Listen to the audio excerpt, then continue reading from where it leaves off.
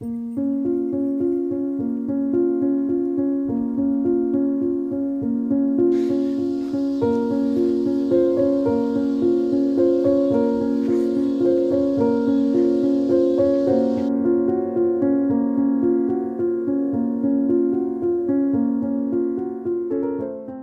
أن هذا الكلب الراعي الألماني لم يتعرف للوهلة الأولى على مالكته، ولكن بمجرد أن شم رائحتها تعرف عليها وبدأ ينبح تعبيرا عن السرور.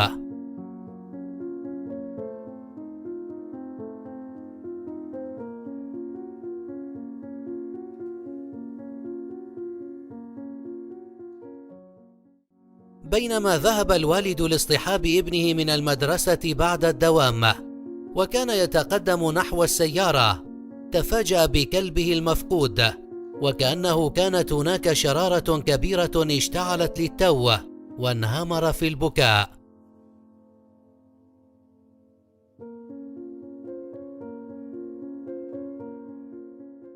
هذا الشمبانزي يلتقي أخيرا بالزوجين اللذين قاما بتربيته في هذا المشهد الحار المليء بالحماس المتبادل.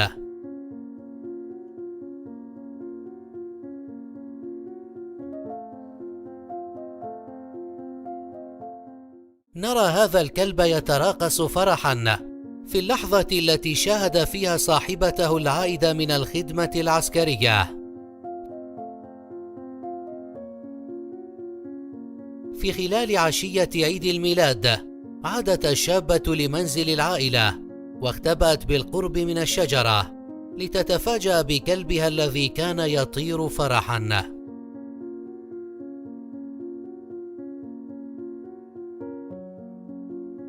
لم يتمالك هذا الكلب مشاعره الجياشة تجاه مالكته السابقة التي كانت تعتني به لسنوات طويلة، وكان اللقاء بينهما حارا للغاية فيما يبدو واضحا.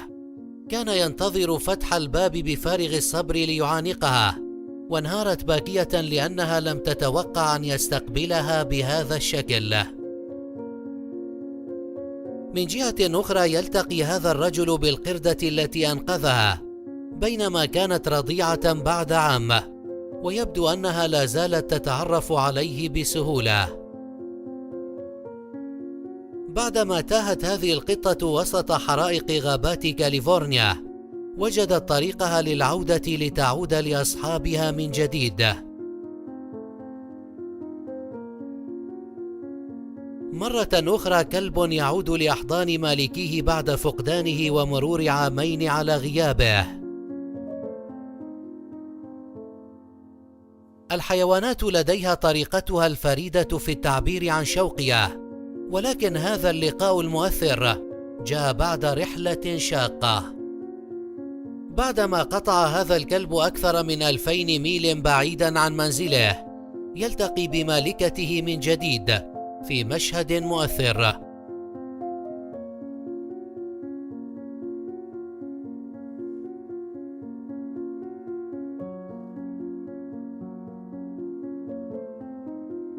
الحيوانات لا تنسى المعروف الذي قدمته إليها.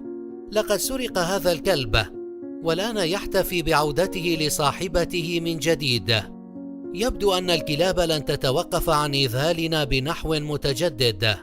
كل لقاء يصبح مميزا وحميميا بطريقته الفريدة، فهذه الطريقة التي يعبر بها هذا الكلب عن افتقاد صاحبه لا تزال مدهشة. لقد تسبب هذا الكلب في جر مرافقته، ويفعل هذا بقوة كبيرة، ولا ندرك السبب خلف هذا التصرف سوى بعد ثواني معدودة حين يجمعه لقاء مصادف بمربيه الأول.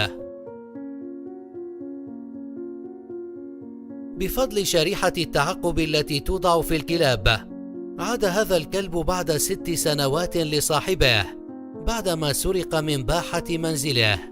ولكن المذهل في الواقع هذا اللقاء الشغوف الذي جمع بينهما. وهنا سوف نرى محاكمة غريبة من نوعها. رجل يحاول استرجاع كلبه بعد انفصاله عن زوجته، وقررت القاضية أن تقوم بعمل اختبار حقيقي وشفاف، وطلبت وضع الكلب على الأرض، وعلى الفور ركض نحو مالكه الحقيقي.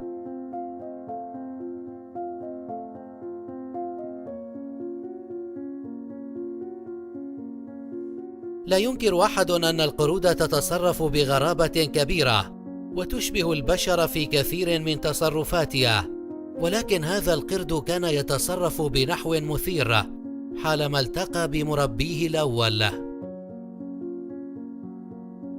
أن تعطف على حيوان وتكرمه وتحسن إليه حتما سيظل مدينا لك بروحه وقلبه، وهذا الكلب لم يكن استثناء قط، فقد تسبب في جلبة كبيرة ليعبر عن شوقه الدفين تجاه صاحبه العائد من السفر. نشاهد غواصا ينقذ دولفينا من صنارة صيد، وما نراه الآن كان لقاؤهم الحار الذي جمع بينهما بعد مرور 5 سنوات على هذه الحادثة. يبدو أن الدولفين لا زال يتذكر منقذه.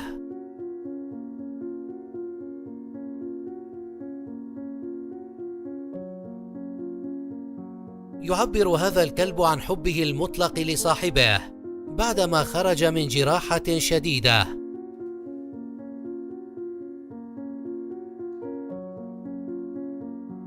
وهنا نرى لقاء حميميا آخر يجمع بين قلبين. بعد مرور 2 على غياب هذا الكلب المسكين، كانت ردة فعله حين رأى صاحبته لا توصف بكلمة.